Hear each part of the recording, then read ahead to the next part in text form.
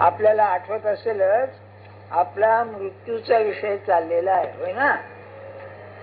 काय आहे, जीवनाचा जर असा सम्यक विचार केला, कॉम्प्रिहेन्सिव्ह, मानवी जीवनाचा नव्हे जीवनाचा, तर माणूस जन्माला येतो किंवा प्राणी जन्माला येतो आणि मृत्यू पावतो, होय ना? त्यातला मधला जो काळ असतो, जन्म आणि मृत्यू, याच्याशी मधल्या काळाचा काय संबंध असतो? तर जन्माचा काय संबंध असतो आपल्याला सांगता येत नाही. जन्म येतो, माणसाचं घेऊ आपण, पण मृत्यूचा काय संबंध असतो, नाही का? तर तुम्हाला एखाद दुसरं उदाहरण सांगतो, बाकीच्याच जाऊ द्या. काय आहे, मोठ्या लोकांचं उदाहरण घेण्यामध्ये फार मार्मिकता असते, म्हणजे आपल्याला त्यातून घेण्यासारखं असतं.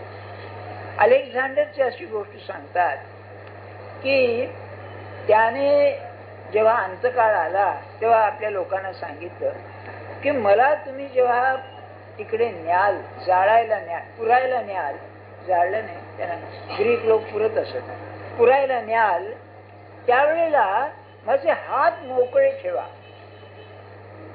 का? त्याने असं सांगितलं, जगाचं राज्य मी मिळवलं. त्याची अशी अवस्था होती की त्याचा बाप फिलिप, त्याने सबंध ग्रीक देश जिंकला, अर्धा युरोप जिंकला, आणि एकदा जेवायला बसले असताना अरिस्टॉटल हजर होता. त्यांनी लिहून ठेवलं, त्यांचा गुरु याचा, कोणाचा? अलेक्झांडरचा गुरु, विद्या गुरु, बरं का? तर अलेक्झांडर रडायला लागला आणि बापाला म्हणाला, अहो तुम्ही सगळं जग जिंकलं तर मला जिंकायला काय राहील? बघा त्याची दृष्टी काय असली पाहिजे, बरं का? असा हा दी ग्रेट मोठा मनुष्य हा म्हणाला, हात मोकळे ठेवण्याचं कारण असं की एवढं साम्राज्य जरी असलं तरी माझ्या बरोबर काही येणार नाही हे दाखवण्याकरता मी हात ठेवला. आणि मोठमोठ्या लोकांची अशी अवस्था आहे. औरंगजेबाची काय अवस्था झाली मला सांगा. एकदा असं झालं, औरंगजेब फार आजारी पडला आणि हुल उठली सबंध कॅम्प मध्ये की मेला राजा म्हणून. तेव्हा तो म्हातारा काठी टेकीत टेकीत लोकांसमोर आला आणि म्हणला, मी जिवंत आहे. सगळ्यांनी सोडलं होतं, नातेवाईकांनी त्याला. त्याची मुलगी होती ना झबुन्निसा, तिला तुरुंगात घातली होती त्याने. बरं, माझ्या म्हणण्याचा हेतू काय, आपल्याला मृत्यू हा फार मानवी जीवनात महत्वाची गोष्ट आहे. आणि तुम्ही आम्ही सगळे जे इथे आहोत या सगळ्यांना जाणीव आहे की एक दिवस आपण जाणार. तर जाताना भाषा वापरतो, क्षमा करा, जिवंतपणी ज्या टेचामध्ये जगलो त्या टेचामध्ये मृत्यू आला पाहिजे, नाही का?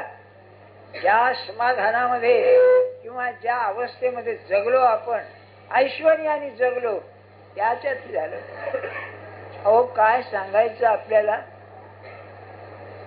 माणूस हा इतका हीन वृत्तीचा आहे, त्यातल्या त्यात हिंदू बरा पण मुसलमान फार वाईट. तुम्हाला माहितीये, विजयनगर साम्राज्य जेव्हा विध्वंस झाला तेव्हा राम राजा होता. तर त्यांनी काय केलं, त्याला जिंकल्यावर त्याचं मुंडकं कापलं आणि गटारीला लावलं, म्हणजे त्या गटारीचं पाणी त्यातून जाईल. याच्या उलट शिवाजीने अफजल खानाला मारलं तर त्याचं तोंड, त्याची पूजा होईल असं ठेवून दिलं त्याने. कल्पना करा काय असेल, नाही का? हे मी काय सांगतोय, तुम्हा मला हा काही प्रसंग येणार नाही, पण इतके आजारी पडलो आपण, इतके थकलो की हा मेला तर बरा असं माणसानं वाटणं बरोबर नाही. मृत्यूच यायचा आहे ना, मृत्यू सुखाचा यावा, बरं का? मृत्यू आनंदाचा येणं हे आणखी काही निराळच आहे, पण निदान सुखाचं तरी यावा. बरं, तुम्हाला मी सांगून ठेवतो, माझा अधिकार आहे वृद्धपण म्हणून, की शेवटी माणसाला असं वाटतं काय होणार आहे कोणास ठाऊक. हातपाय थकत चालल्यानंतर लोकांचं किती करून घेणार तुम्ही लोकांकडून, असं वाटतं नको. आणि आजकाल औषधांच्या पद्धती बदललेल्या आहेत. मी उगीच टीका करीत नाही. पूर्वी काय असे, की ती आयुर्वेदाची औषधं वगैरे की नाही इतकं काही शरीराचा विध्वंस करीत नसत. आता ही ॲलोपॅथीची औषध जहाल असतात फार, आणि मग त्या देहाची इतकी वाईट अवस्था होते की बोलायची सोय नाही. अशा वेळेला त्याची सेवा करणं कठीण, त्या माणसाला जगणं कठीण, आणि औषधाला पैसा लागतो तो राहणं कठीण. बरं, मृत्यूचं फार महत्व आहे बघा. हे एक. दुसरा, मृत्यू येईल कसं याचा नियम नाही हो. नाही तर सर सालार जंग होता, ऐकून ठेवू का, केवढा मोठा. पायखान्यात मेला. पायखाना शब्द उर्दू आहे, शेतखान्यात नाही, संडासामध्ये मेला. हे कळेल बरोबर काय. काय मृत्यू मला सांगा, कुठे येईल, काय नियम आहे, कशा अवस्थेत येईल. आणि आजकाल दवाखान्यात जाणं म्हणजे सुद्धा पायखान्यात जाण्यापैकीच. क्षमा करा मला. काय ते वातावरण असतं तिथलं. पण मी एक पाहिलेली गोष्ट सांगतो आपल्याला. एक माझ्या बरोबर एक शिक्षक होते बरं का. तेव्हा तो आजारी पडल्यावर केईम हॉस्पिटलमध्ये त्याला ठेवला. 40-50 वर्षामागची गोष्ट आहे. टायफॉइड झाला, तिथे तो मेला. तर सगळंच त्याचं त्या लोकांना करावं लागेल, आणि त्यांनी काही पैसे देऊ शकला नाही तो. तर त्याचं प्रेत बाहेर देताना ते तिथले लोक काय म्हणाले, म्हणजे ते गडीबिडी सगळे, की अच्छा हो गया, मर गया, बहुत सताया हमको और दिया नहीं कुछ. काय असतं बघा बरं का. जर मेल्यानंतर ऐकायला आलं तर काय वाटेल त्याला. कसं असतं बघा. नाही, मला अशी माणसं माहिती आहेत की पुरे आता हा मेला तर बरा, घरामध्ये घरची माणसं सांगतात, आणि चूक काही नाही, किती करणार, किती करून किती करणार असं वाटतं पुरे आता, नाही का. आणि त्यातल्या त्यात ते बेड सोर्स म्हणतात, जखमा होतात. ते झाल्यानंतर घाण म्हणजे इतकी घाण येते की कल्पना येत नाही आपल्याला, खोली भरून जाते जणू काय. बरं का.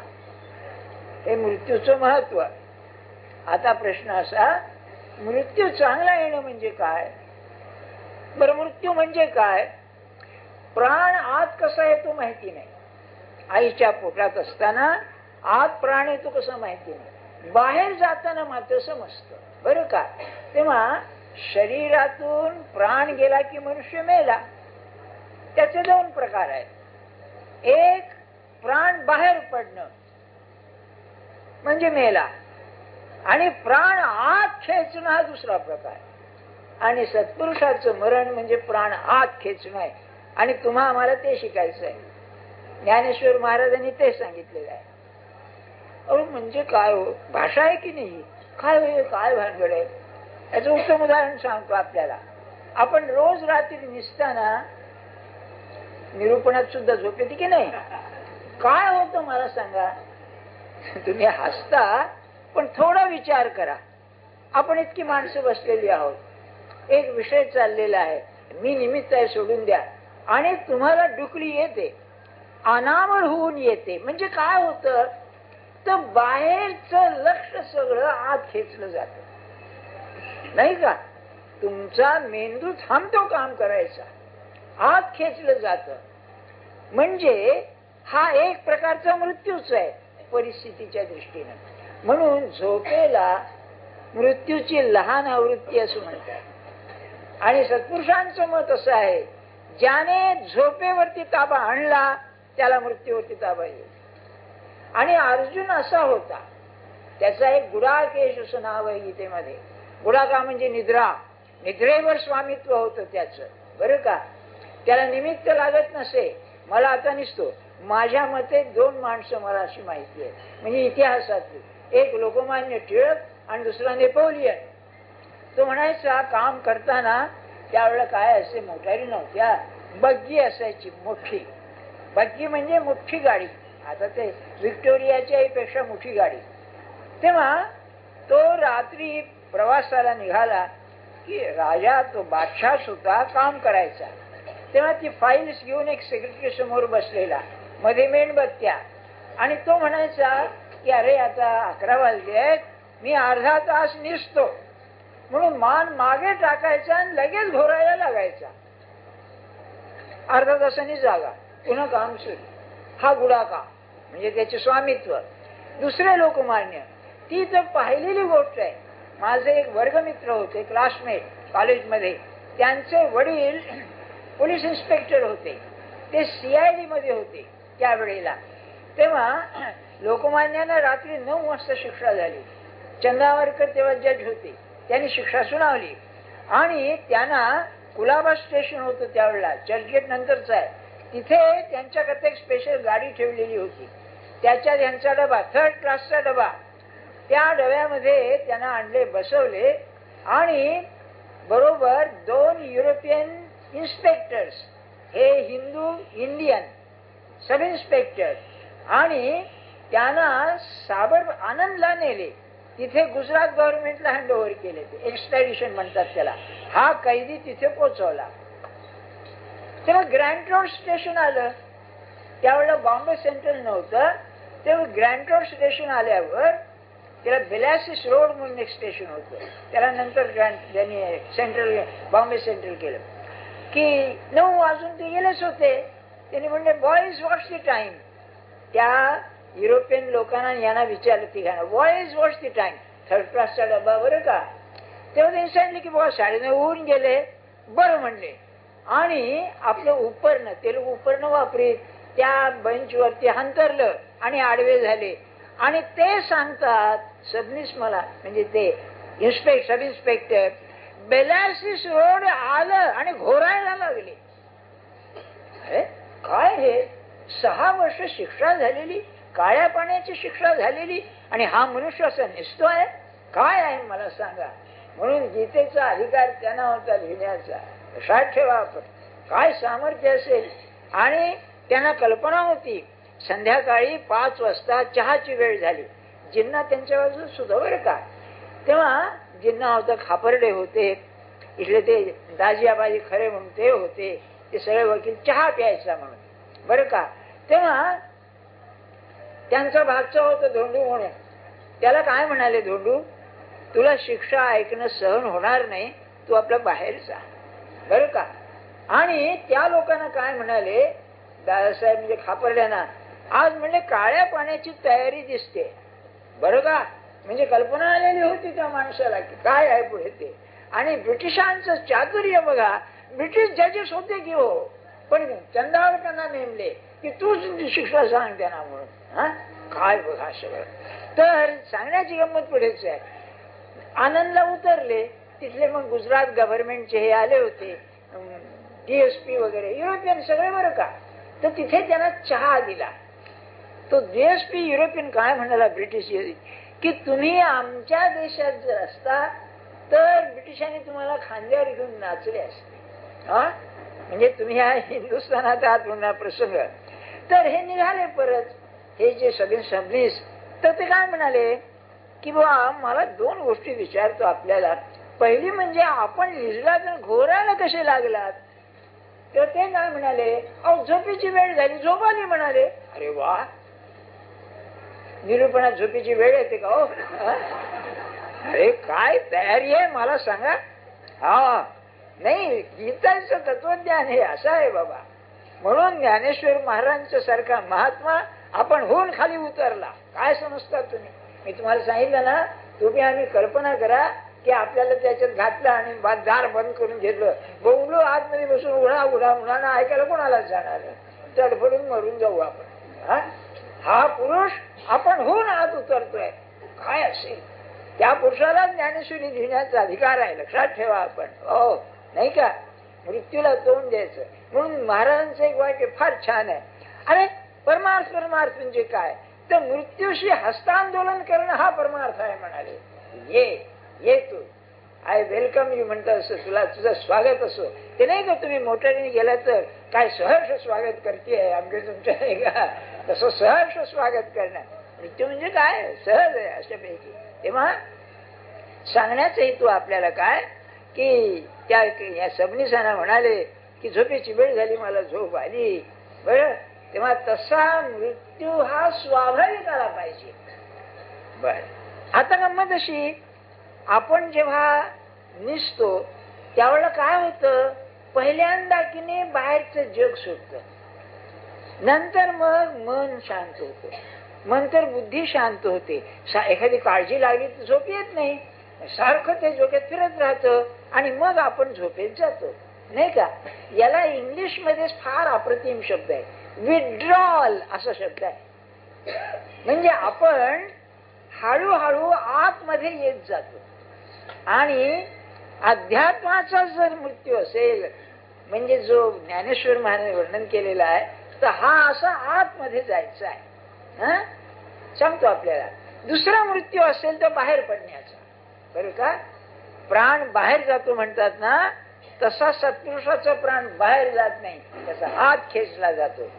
काय झालं, अरविंद जेव्हा गेले तेव्हा रात्री त्यांचं ते दिसलं लक्षण. तेव्हा त्या मदर आल्या, बरं का, आणि त्यांनी पाहिलं 11च्या सुमाराला. तेव्हा ते गंभीर झाल्या आणि बाहेर येऊन म्हणाल्या, he is fast withdrawing himself. बघा, आपण झोपेत विड्रॉल करतो की हो, नाही का. तर हुकमी विड्रॉल करणं म्हणजे मृत्यू आहे, अध्यात्माचा मृत्यू. आता मी परवाच वाचलं गुरुदेव नारायणांच्या ह्याच्यामध्ये. मग मी सांगितलं ना, त्यांची मुलगी म्हणाली, पाणी पाजू का बाबा तुम्हाला. डोळे उघडले, मान हलवली आणि यांनी चमच्यावर घातलं, त्यांनी चमच्यावर घातलं. आणि त्या बाईने म्हटलं पुढे, लगेच त्या ध्यानमग्न झाले. पुन्हा भान नाही द्यायचं, कारण आत विड्रॉल आहे. कल्पना करा, मृत्यू आलेला असताना आपण आत खेचून घेणं म्हणजे काय अवस्था आहे ही. ते ज्ञानेश्वर महाराजांनी वर्णन केलेलं आहे. मला की नाही हे बाकीचं मसाला सांगायचं कारण नाही, त्यांनी सांगितलेलं समजण्याकरता की मृत्यू असा झाला पाहिजे. झाकलीये घटीचा दिवा, ही ओळी पाठ करून ठेवा.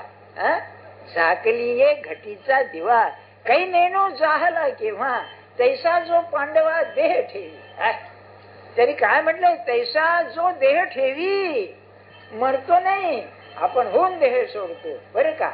आता आणखी थोडस राहिले सांगायचं आहे. बाहेर जातो म्हणजे काय होतं, आपला शरीर जे आहे ना, या शरीरात जे सूक्ष्म शरीर आहे ते बाहेर पडतं.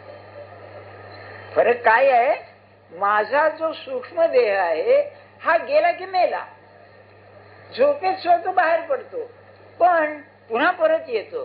त्याला की नाही एक जोडणारी दोरी असते, आ दोरी म्हणायची, दोरी नसते ती म्हणा, पण तो पुन्हा आत येतो. आत नाही आला की संपलं की हो, मेला असतो. झोप ही मृत्यू सारखीच आहे, नाही का. सांगण्याचा हेतू काय, तर सामान्य माणसाचा जो मृत्यू आहे तो असा बाहेर जाण्याचा आहे, आणि हा जो आहे हा हक्काचा, त्याच्यावर स्वामित्व असण्याचा, आत घेण्याचा आहे. आणि बघा, सगळं ध्यान धारणा करा, नामस्मरण करा, सगळ्याच हेतू काय, आत चला, विड्रॉल. आता सांगायचं थोडं काय राहिलंय. विड्रॉल म्हणजे केव्हाच होईल. विड्रॉल शब्द मी वापरतोय, त्याला मराठी शब्द आहे तो अंतर्मुख होणं. बरं, अंतर्मुख होणं म्हणजे काय हो, तर माझा जो मी आहे, तुम्ही एक मासा पाहिलाय का, एक माशाचं चित्र, मी तो मासा पाहिला नाही, पण फोटो असतात ना, त्याच्यामध्ये शरीर आणि त्याला असे दोरे असतात सगळे, बरं का, 5-6 नाही का, तर तो सावध जे धरतो तो त्याने धरतो. तसा मी जो आहे ना माझा, याचा की नाही असा विस्तार आहे. त्याला अरविंदांनी एक्सटेन्शन ऑफ द सेल्फ असं म्हटलेलं आहे. ही माझी बायको, हा माझा नवरा, हे माझा मुलगा, हे माझं घर, हे सगळे त्या मीचे असे मिशा वाढलेल्या, अशा केस वाढलेले आहेत सगळे त्याचे. तर पहिल्यांदा ते आवरले पाहिजे, आणि ज्याने ते आवरले नाही त्याचा मृत्यू म्हणजे ते तिकडे चिकटून जातो. गुंतो म्हणजे काय करतो, मुलात अडकला, घरात अडकला, पैशात अडकला, बरं का, तिथून काढणं मुश्किल होतं फार. एक उदाहरण सांगतो आपल्याला. एका सत्पुरुषाचे एक प्रिय शिष्य होते, मनुष्य फार चांगला, पण मुलामध्ये अडकलेला, एकुलता एक मुलगा त्यामध्ये अडकलेला, वय झालेलं, बायको मेलेली होती. तेव्हा हे सत्पुरुष यात्रेला निघाले. मुलाच्या मनात त्याला पाठवायचं नव्हतं, म्हातारपण आहे, कोण सांभाळील. गुरुनी आग्रह करून बरोबर घेतला, बरं का, आणि नेले. आणि येताना वाटेमध्ये त्यांनी देह ठेवला. आल्यानंतर मुलाला वाईट वाटलं, काय म्हणाले, हे झालं. गुरु काय म्हणाले, ते जर घरी राहिले असते तर तुझ्यात गुंतले असते, म्हणून त्याला असे बाहेर काढले. असं गुरु भेटणार केव्हा हो? नाही का? तुम्ही विचार करा, हे बाहेरचं अडकणं किती कठीण आहे कोणच्या. आणि दुसरं एक सांगतो बरं का, आपल्याला असं वाटतं नाही मला राग येत नाही, बरं का, प्रसंग येऊ दे, कसा हातून येतो फाळून, पैशाचं प्रेम नाही, उभी बोलण्यात काय नाही, मला मान का अपमान का सारखंच आहे, जरा येऊ दे प्रसंग. ते आतमध्ये असतं बघा. तसं माझं प्रेम कुठे गुंतलेलं याचा पत्ता नाही. ते त्यावेळेला येतं, त्यावेळेला बाहेर येतं. मग ते एक्सटेन्शन म्हणजे अडकलं तिथे. मग बरं, गंमत अशी आहे, सोडण्यात सुद्धा फरक आहे. इथे आपण रोज चर्चगेटला जातो नाही का, घरी यायची आशा, आता आशा कमीच आहे म्हणा रेल्वेची, पण आशा आहे मी येणार आहे नाही का. एअरलाईन्स तसंच आहे की आला तर आला, नाही तर गेला नाही का, आकाशातच गेला तो. मग कसं आहे बघा, किती आशा असते माणसाला, तशी इथे नाही. गेला की गेला, संपलं. त्यामुळे सोडणं फार कठीण जातं. आणि खरी अध्यात्माची गुरुकिल्ली तिथे आहे की प्रसंग आला असताना सगळं सुटलं, चला आता मी तुझा आहे, चाल. नेऊन नेऊन काय करशील, देहालाच नेशील, काय करशील, घेऊन जा असं. बरं, मग आता सत्पुरुषाच्या मरणात आणि आपल्या मरणात फरक काय.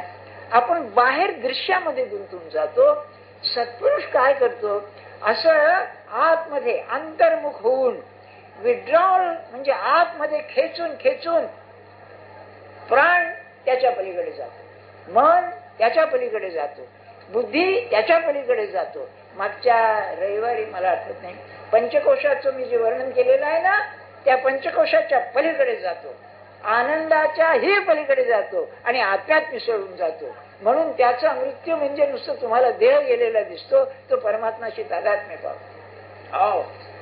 सत्पुरुषाचा मृत्यू म्हणजे तो दिसायला देहात आला असला तरी पुन्हा ईश्वराशी तादात्म्य होऊन जातो. हे ज्ञानेश्वर महाराजांचं सांगणं. आता होऊया बघा आपण, बाहेर पद्मासन रचुनी, हे योगाचं मत आहे बरं का. योगी जो आहे तो काय करेल तुम्हाला माहिती आहे का. आता काय करतात, एखादे जरा भक्ती विक्ती करणारे कोणी वारले ना, म्हणजे मेल्यानंतर फार वेळ ठेवलं तर शरीर कडक होतं, हातपाय ताटतात, ते व्हायच्या आधीच त्याला मांडी घालून बसवतात बरं का. तसं नाही पद्मासन घालून, लक्षात ठेवा. तर आता आली आहे वेळ आपली. बरी आठवण झाली. एक लक्षण उपासनेचं असं आहे की त्याला बरोबर कळेल मृत्यूची वेळ, म्हणजे अगदी दिवस सांगता येणार नाही, पण आहे आता जवळ आलं. विवेकानंदाने 4 महिने आधी आपली तारीख सांगितली, अमक्या तारखेला मी जाणार आहे. हे फार थोर पुरुष हो, यांचं काय आपलं काय सोडून द्या नाही का. महाराज म्हणाले नाही का आल्याशी, भाऊसाहेब उद्या मी जाणार. अरे म्हणजे काय गाडीला जाणार आहे का, काय मृत्यूचं असतं बघा. उद्या मी जाणार म्हणाले सकाळी नाही का, किती विलक्षण असतं.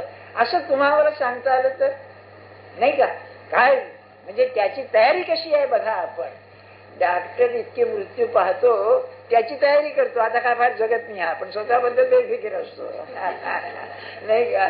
मजा आहे जगात. सांगण्याचा हेतू काय तुम्हाला, तर ज्ञानेश्वर महाराजांचं वर्णन तरी ऐकून ठेवू आपण. बाहेर पद्मासन रचुनी, उत्तराभिमुख वैसोनी, जीवी सुख सुनी कर्मयोगाचे. कर्मयोग म्हणजे दृश्याशी संबंध.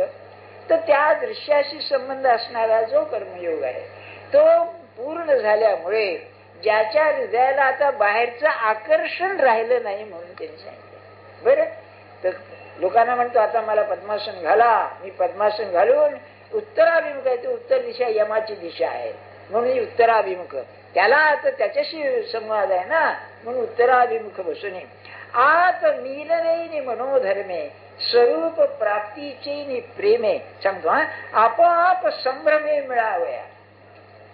आत स्वरूपाशी जायचंय, परमात्मा स्वरूपाशी तादात्म्य व्हायचंय.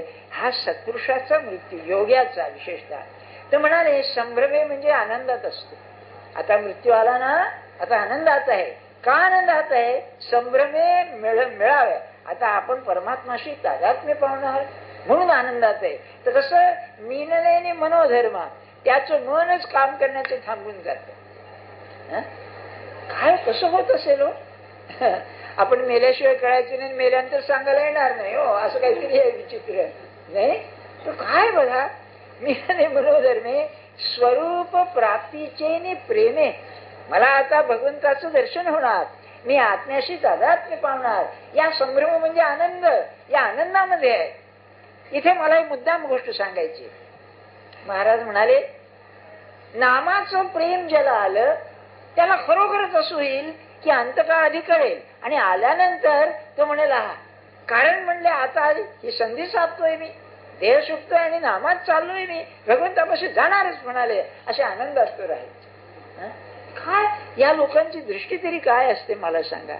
नाही, म्हणून ज्ञानेश्वरीचं जे महत्व सांगतो मी आपल्याला, अरे नुसतं वेदांत काय बघा, त्याची काय वर्णनाची ही आहे, आणि ते स्वतः तसे होतेच, त्याने उदाहरणच घालून दिलंय नाही का आपल्याला. आकळले योगे मध्यमा मध्यमार्गे अभिस्थान अग्निस्थानवनी निघे ब्रह्मरंध्रा. आता शरीरात या प्राणाची याची काय अवस्था होते तर म्हणले, अग्निचक्र जे आहे म्हणजे सोलार प्लेक्सस, सूर्यचक्र, बेंबीच्या पशी जे चक्र आहे ना त्याला सूर्यचक्र म्हणतात, सोलार प्लेक्सस युरोपियन लोक म्हणतात त्याला, बरं का, साधू लोक. तेव्हा तिथे जा स्वाभाविकच हा गेलेला वायू प्राण गेलेला तो ब्रह्मरंध्राला जातोय, सुषुम्ना मार्गे वर चाललाय, म्हणजे त्यांच्या शरीराच्या क्रिया हा अशा, बरं का. म्हणजे आकळणे योगे, योग साधल्यामुळे मध्यमा मध्यमार्गे सुषुम्ना नाडीच्या मार्गानं वर चाललाय. ऐकून ठेवावं आपलं, बरं का. हे मध्यम मार्ग आणि सुषुम्ना मार्ग आपलं निरूपणाला ठीक आहे, बरं का. साध जपाला बसलं तर त्या सुषुम्नेकडे लक्ष जात नाही. काय त्या माणसाची स्थिती असेल, काय आहे तुम्हाला एक सांगून ठेवतो. 6व्या अध्यायामध्ये योगाचं एवढं वर्णन आहे, हठयोगाचं आहे, बरं का. काय वर्णन आहे हठयोगाचं, कोणचंही वाङ्मय नाही, संस्कृतात नाही, प्राकृत भाषेत इतका हठयोगाचं वर्णन ज्ञानेश्वर महाराजांनी करून ठेवलंय. तर रानड्यांचं मत फार अप्रतिम आहे, आरडी नारड्यांचं. हे का वर्णन करून ठेवलं तर म्हणाले, ते नाथपंथी होते, अनुभवित भयंकर जबरदस्त महायोगीच ते. हे ज्ञान लोक पावल्यासारखं होत होत, संस्कृतात नाही, मराठीत प्राकृतात नाही, तर हे ज्ञान लोक पाहू नये म्हणून त्यांनी ते भाषेत घालून ठेवले. तसं योगी लोकांचा मृत्यू म्हणजे काय असतं, खऱ्या योगाचा, त्याचं वर्णन करण्याकरता त्यांनी हे करून ठेवलेलं आहे. असला कोणी योगी तर त्यांनी कसं जावं, असा तो जायला पाहिजे, बरं का. मग परी ते अचेत चित्ताचा सांगा तू, आहाच वाणा दिसे मांडितू, जेत प्राण गगना तू संचरे का.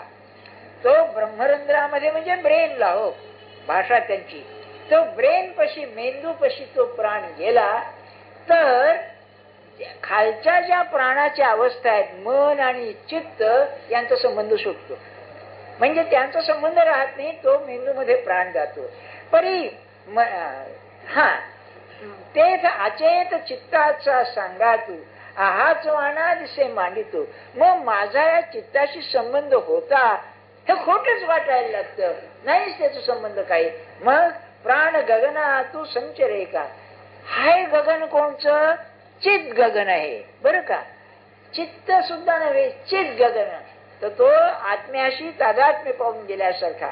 परी मनाचे निस्थैर्य धरिला, भक्तीच्या भावना भरला, योग बळे आवरला सज्ज होऊन. अहो इतकी अवस्था यायला केलं काय त्याने, तर मनाचे निस्थैर्य धरला, आधी मनाला स्थिर केलं, आणि नुसतं नव्हे भक्तीच्या भावना भरला, तर त्यामध्ये सुद्धा त्याला भक्तीचं म्हणजे प्रेमाचं अंग होतच, यात शंका नाही. आणि हेच माझ्या मते ज्ञानेश्वर महाराजांचं भारतीय तत्वज्ञानाच्या दृष्टीनं अतिशय मोठं कार्य आहे.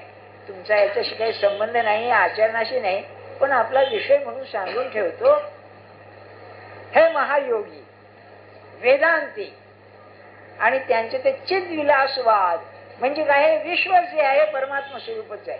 वासुदेव सर्वमिती स महात्मा सुदुर्लभास गीता सांगते ना, अशा भूमिकेचे. पण अमृतानुभवामध्ये ही सगळी स्थिती सांगताना त्यांनी एक असं अप्रतिम वर्णन केलेलं आहे. अहो म्हणाले, हे सगळं जग जो माया आहे, हे सगळं जग जर असून नसल्यासारखं आहे,